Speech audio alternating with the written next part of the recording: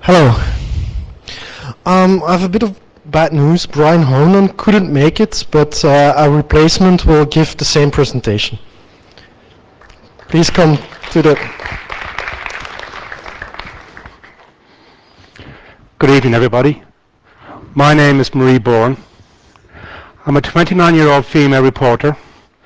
My birthday was the 27th of July 1980. And for all you single guys out there, and maybe you're married guys, I'm single. I have no boyfriend. And, I'll be in the bar later on, so please feel free to come up and talk to me.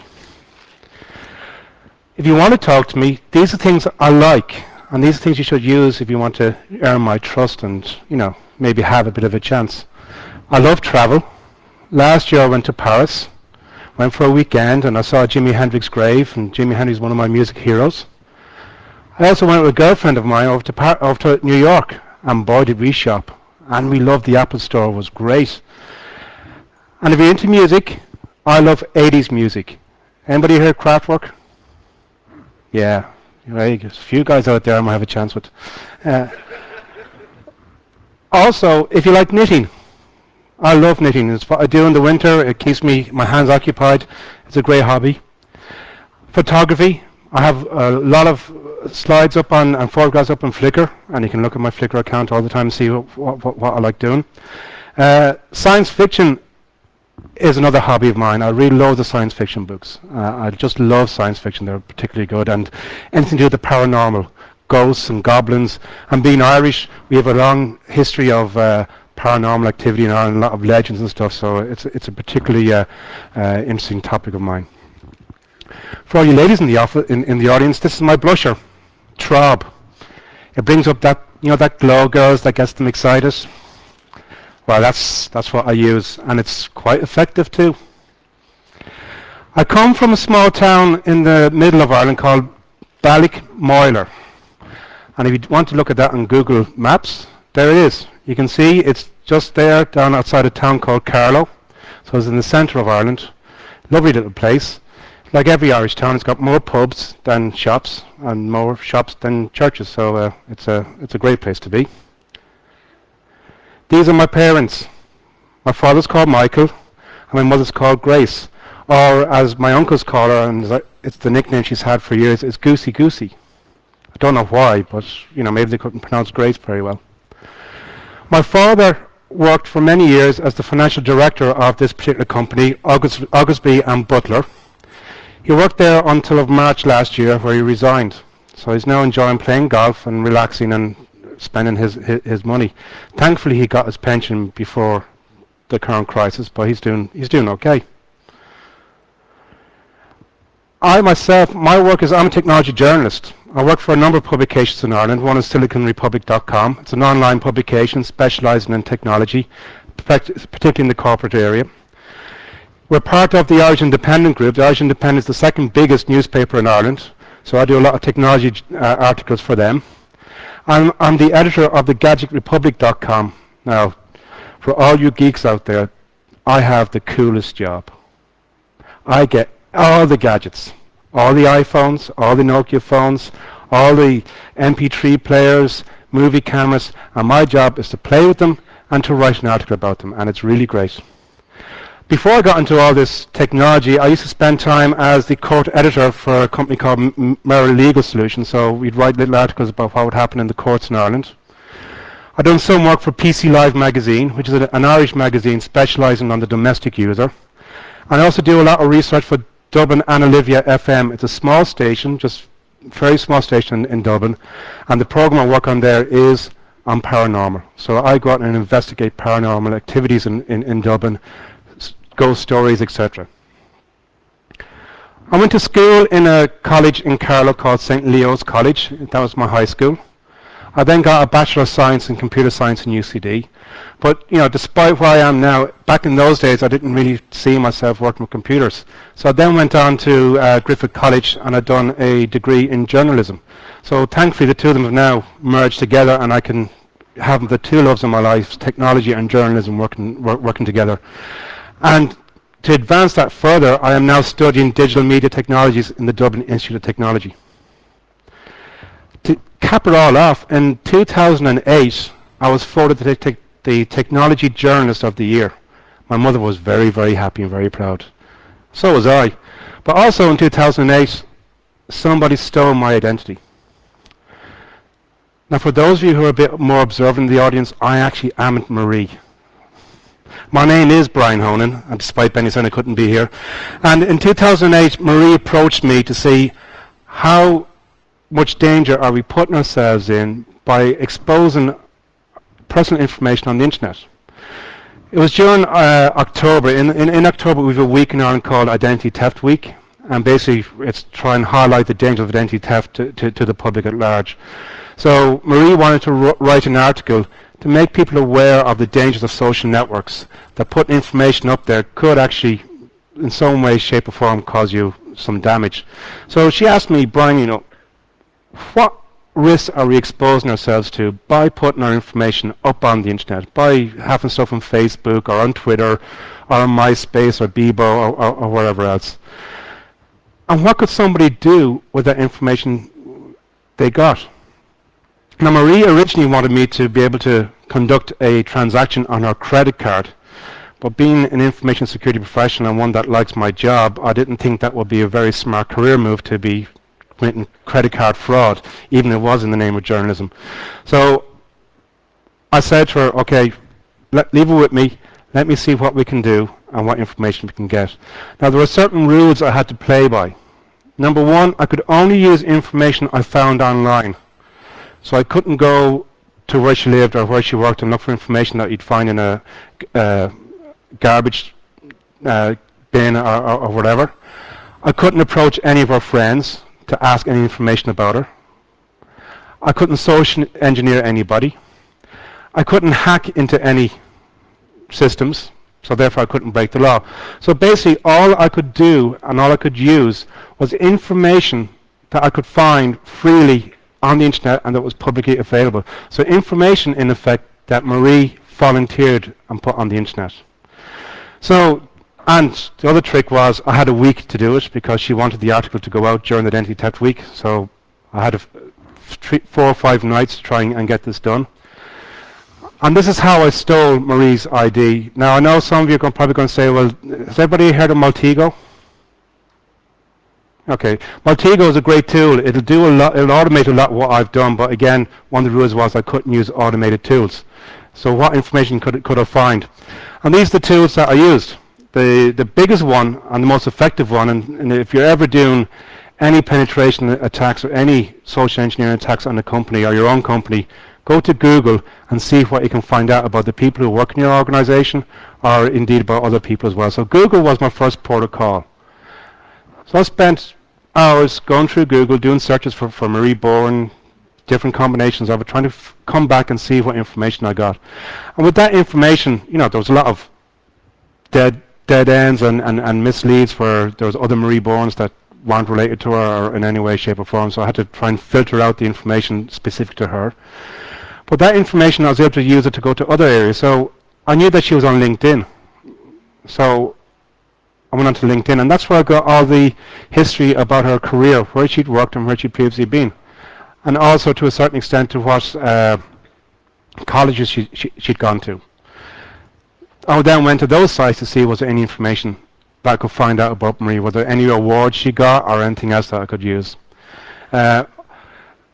Amazon.com became a very useful tool. Through Amazon.com, I found out where her home address was. Now, Marie, as you said earlier on, came from Carlow, which is a small town in the middle of Ireland, and she's actually currently living in Dublin. I didn't know that until this particular exercise.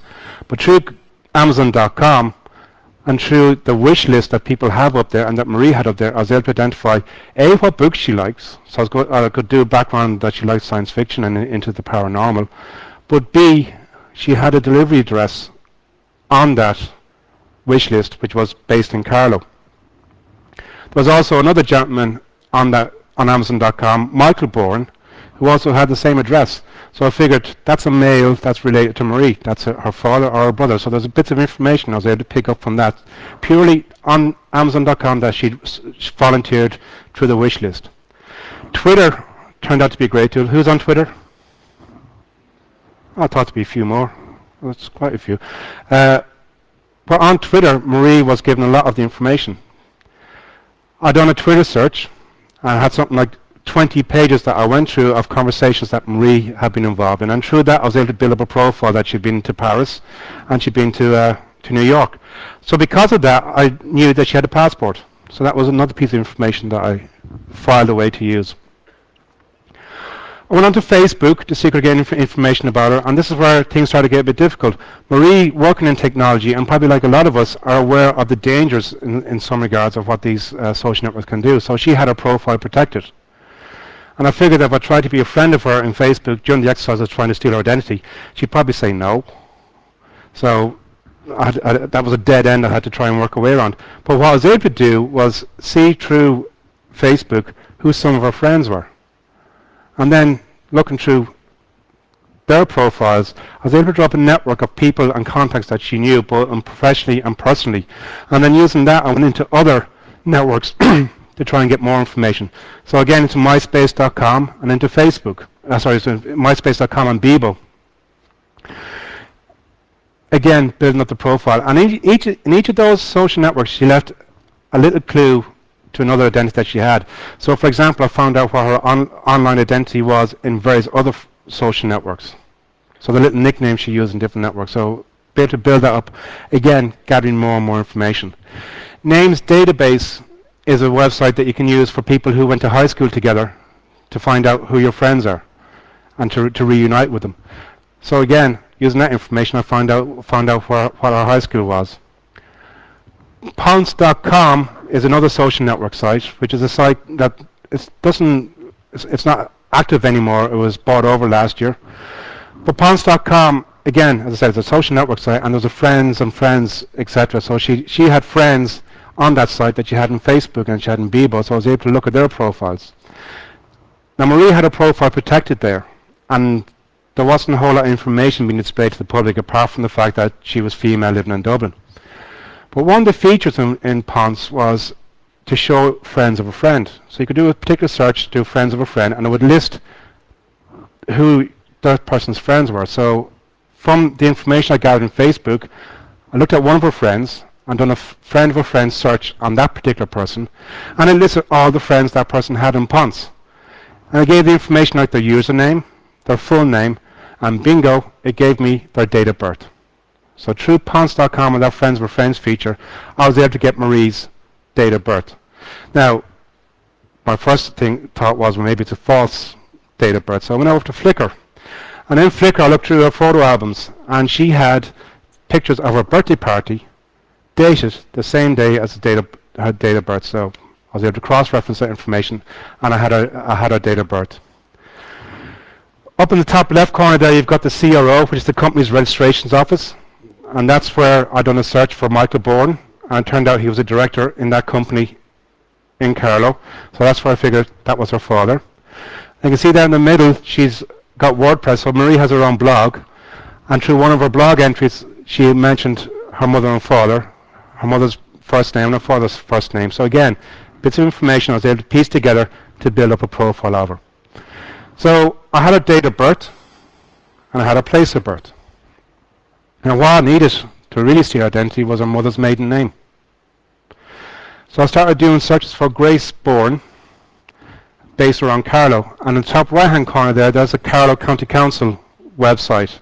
And on that website they publish all the details of people applying for planning permission. So if you want to build a house or do an extension on your house, you have to apply for planning permission. That information is made public as to who's making that request. And if anybody objects to that planning application, their information is public as well. And one of those applications, there was a Grace Bourne, so I knew that was Marie's mother. So the next site I went to was the website belonged to the Irish government, who would look after births and deaths, and I applied online for Marie's certificate. Now I was a bit surprised because on the application form, the information that was mandatory was the person's name, so Marie Bourne, her date of birth, that was mandatory, so I gave that, her place of birth, which was Carlo, her father's name, which I had, but I didn't need to give her mother's name. I don't know if that's the same in Belgium or anywhere else, but I thought that was a strange anomaly that, you know, in order to get somebody's birth certificate, you just have to give their father's name. So I applied online and I sent my €10 by check, and that's what I got in the post. I actually got Marie's original birth certificate back in the post, and you can see I've blanked out some of the information. So her real date of birth is there, her middle name is there, her mother's maiden name is there, and when she was registered. So now I had her date of birth, her father's name, her place of birth, and her mother's maiden name, and also her birth certificate. In Ireland and in most countries, your birth certificate is the root of all your identity. If you want to apply for a passport or you want to apply for a driver's license, you need your birth certificate. And you can walk in, and I don't know what's like in Belgium, but in Ireland, to apply for a passport, you fill out the form, you get your passport photographs, you sign the back of the photograph, you get your birth certificate, you go to the local police station, where a local police officer is supposed to sign, yes, this is Brian Honan, or in this case Marie Bourne, and stamp it and said, yes, I've identified who that person is. Now in Dublin, the police officers can't know every single person, so there's a bit of a hole in the vulnerability in the plan there. So once with the birth certificate, as I said, I can get a passport or a driver's license. Once I have those, oh, sorry, there's a slide missing. Sorry, there's a slide missing. But once I have those, I can then apply for a loan. I go into a bank. The bank looks for state-issued ID. I now have a passport. I knew Marie had a passport, so all I'd have to do to get one in her name was report the passport stolen, have a sex change, lose about 10 stone, and then go into the police station. And I thought that was a bit too difficult to get done in a week, but you know, so that's where the project started ended there. But the theory would have been we could have got somebody around the same age as Marie to get her photographs taken, to go in Marie's birth certificate, and they'd have been signed by the police officer, and the passport would have been issued to her, or a driver's license. And once you have state-issued ID, you can then go and apply for to the bank for a mortgage or for a loan. Take that money and run. And the real person will be left to pick up the pieces afterwards. Their credit rating would have been gone, and Marie would have had to deal with the consequences. Or I just have a piece of ID that I keep with me, so that if I'm ever stopped by the police for any criminal activities, I give them somebody else's ID. And that person then has to deal with the consequences of being caught for speeding or whatever it is. Now people said to me, but Brian, on the internet, you know, the old adage, nobody knows you're a dog. You know, you can be anonymous on the internet. Nobody knows who you are, so you know, is there really that much for risk? But I think going through what I've done with this particular project, I think we can see, you know, your identity exists in many, many places. It's on websites and social networks that you've put your information in. It's in emails that you've sent around the place.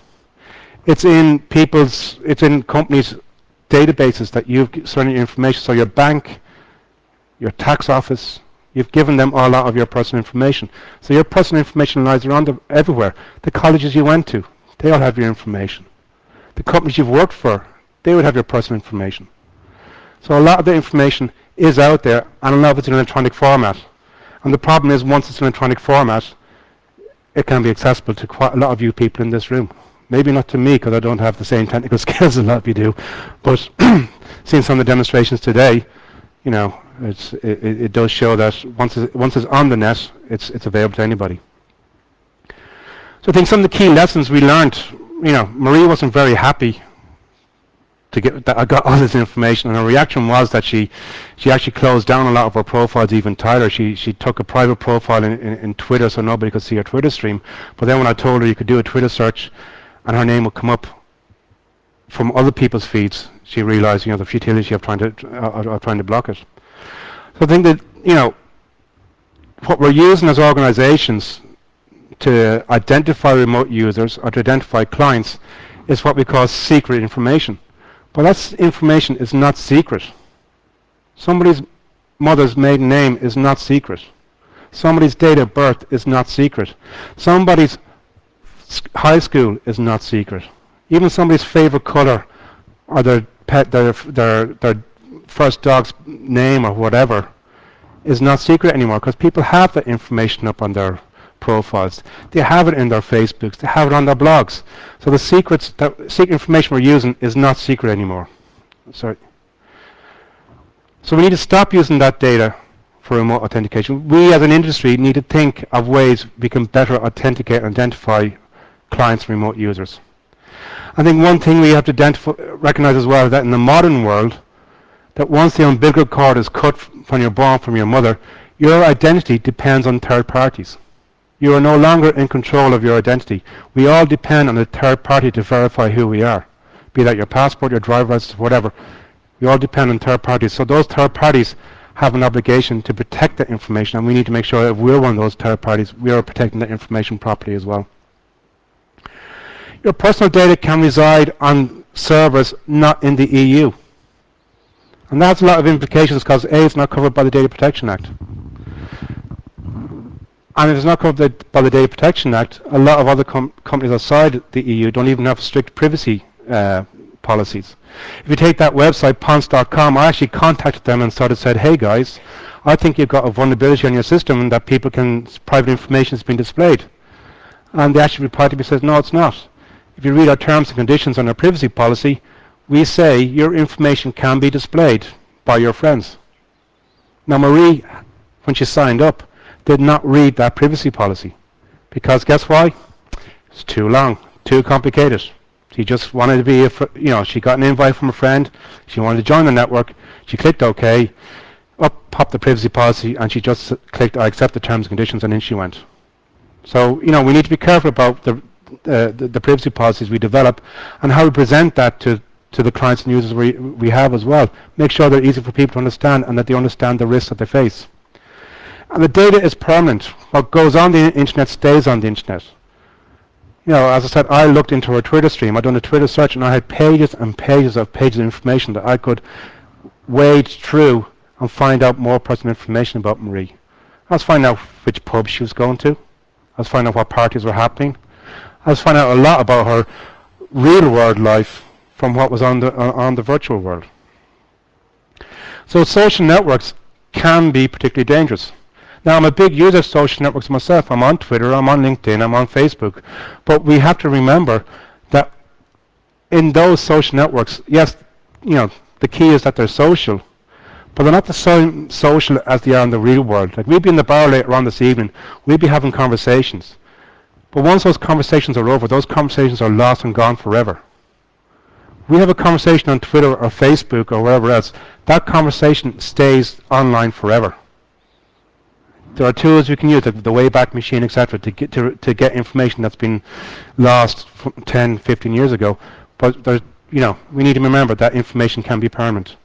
And your friends can leak your information. Without you knowing it, your friends could be leaking your information somewhere. There's always famous case in Ireland. Remember the local elections we had during the summer back in June? There was Fine Gael is one of the big parties in Ireland. There was a young lady who was a candidate for them in one of the local elections, and her profile was very professional. She was in her 20s, always in a business suit, always looking very smart, very professional.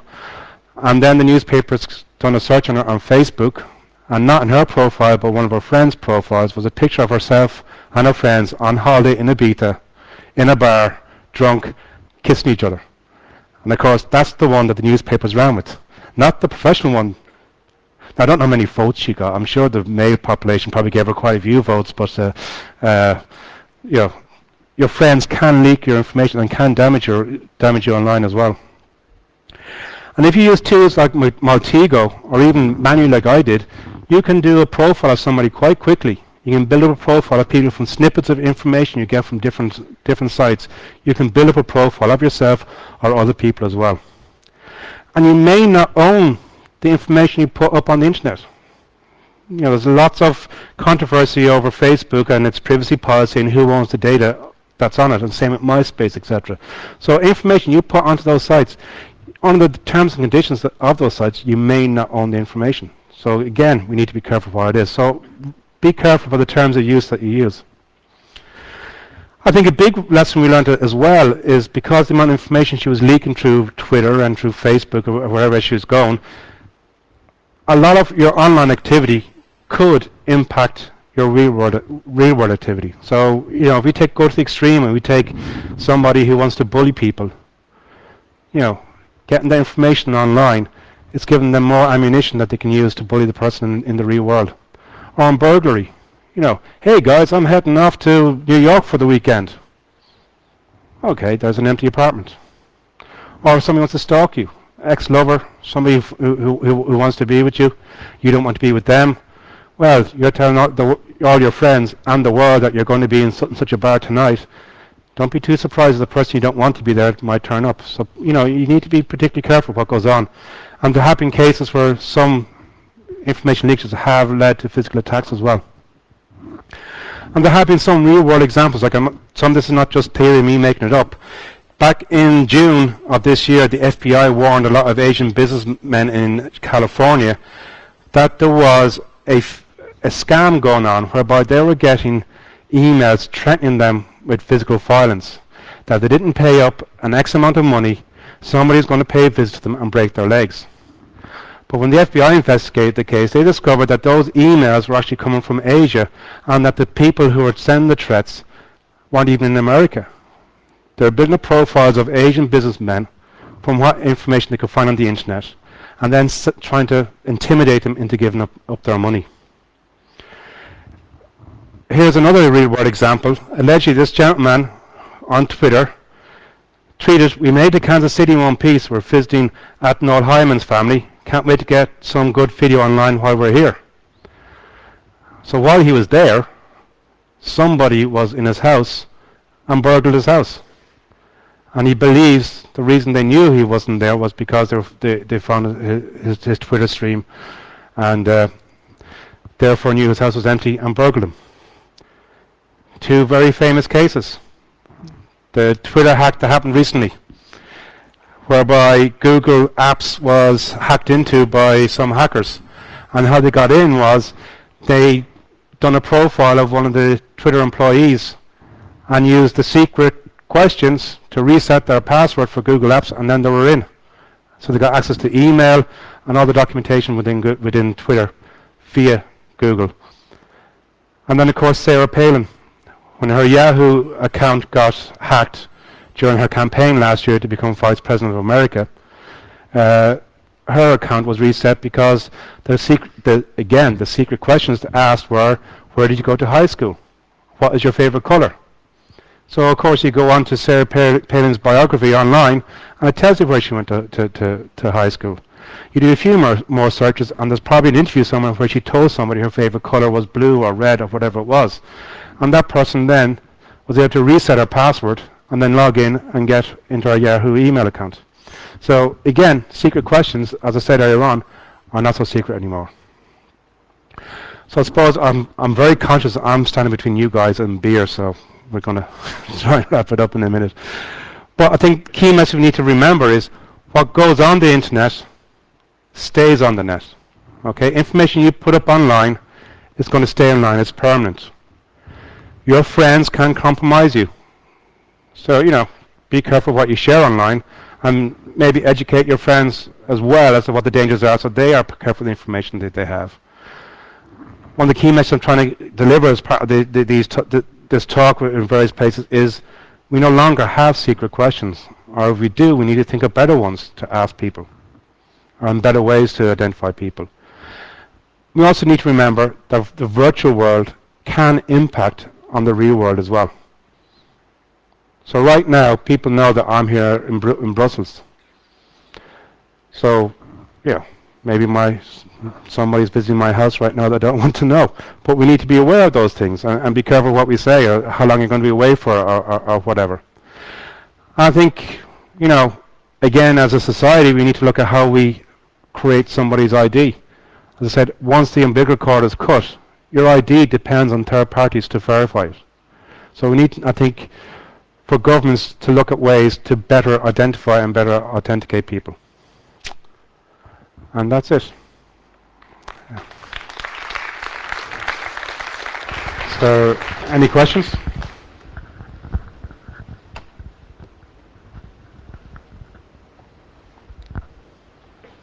In Ireland, do you have identity cards like we have in Belgium? Because you're saying that apparently, based on a birth certificate, that you can get things like a passport or a driver's license. Mm-hmm. That's what is not the case. In fact, from the age 12, you already have an identity card, and then based on that identity card and your own presence, you can get things like a driver's license or something like that. But on your identity card, there is already a picture of you. So. Mm-hmm. Doing things like you're saying is a bit more complicated here, I think. How do you get the identity card? Well, that's a good question. Let me guess. You have to have a birth certificate. I guess maybe. I don't know. Pardon? Can I just? Yeah. Can I just give another remark? Sure. You did actually all that research going to each site individual actually. Yeah. I found recently also a site called 123people.com. Yeah. And if you give in just your name and maybe also a city or a country, then you can find already a lot of information about yourself. So I would say there's quite other websites similar to that as well. That can, but since this exercise, I've done a bit more research, and there's been sites like that I've looked at. Maltego, I've been playing around with a lot more, and Maltego it's a great tool. It's very, very powerful. It will actually do a lot of what I've done in a lot of research I do sometimes is also just look in DNS records. Yeah. It also gives a lot of information about people, where they live, cell phone numbers, stuff like that. And you cross-reference a cell phone number, you might find it on our website somewhere else. So it's quite interesting. One of the interesting things that happened actually as a result of this was back in January or February this year, just when the economic slowdown was really hitting hard. SiliconRepublic.com are publishing a lot of stories about technology companies in Ireland shutting down and how the economy has been badly affected. And one particular individual kept emailing the magazine, giving out in very hard terms with bad language and everything, saying don't be doing this, or you're crazy, etc., etc. Some very upsetting language. So Marie asked me, could I find out who it was? And within 10 minutes, I knew the individual liked playing with radio-controlled cars, lived at home with his father, and I got the father's phone number and email address, and I sent it back to Marie. So this person was sending in an anonymous email, but didn't realize that you could pick it up. Just a small comment. You mentioned the end-user license agreement, and that's something which I think we need to take into consideration, that it's not valid. Because if you would look at what happened in Facebook, if you look what happened in Twitter, this thing is something which, when you register to a site and you have X amount of rules there, it's it just moves and changes all the time. Twitter just said today or a few days ago, they say that now they define that the data is by the users, but they control it. Mm-hmm. That's something that they didn't wrote to the beginning. A site that would save your information, and when you registered with specific end user license agreement, they can change it. And if the data is still there, then everything that you had in the past, which that you went online because you thought that it would be protected based on the end user license agreement, is not going to be valid anymore. So I think the minute that you go online, as you said, it's even if you have any, it's not going to legally. You don't have any tools to protect yourself to your data. Well, yes, like I'm not a legal expert, so but as European citizens, we do have a lot of protection under the Data Protection Act. So there is a lot of controversy happening at the moment, whereby Google and Facebook and Twitter are all talking to the European Commission about what they can and can't do and what information they can and can't save. So there might be certain protections there that we have, but I think the problem is, like Facebook, for example, at one stage was saying all your information is theirs, and even if you delete your profile, the information can still be left online. So it's a very valid point you make, is that, you know, once you go online, you've lost control of the information yourself, and you're dependent on other organizations to mine that information for you. Eventually, the governments, even that's the only way that they can control, protect their citizens, because we don't have any tool. I don't know about you, but I wouldn't trust the Irish government mining my information. Or controlling it even.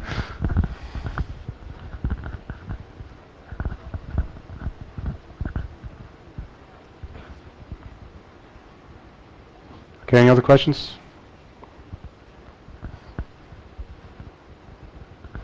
Okay, thank you.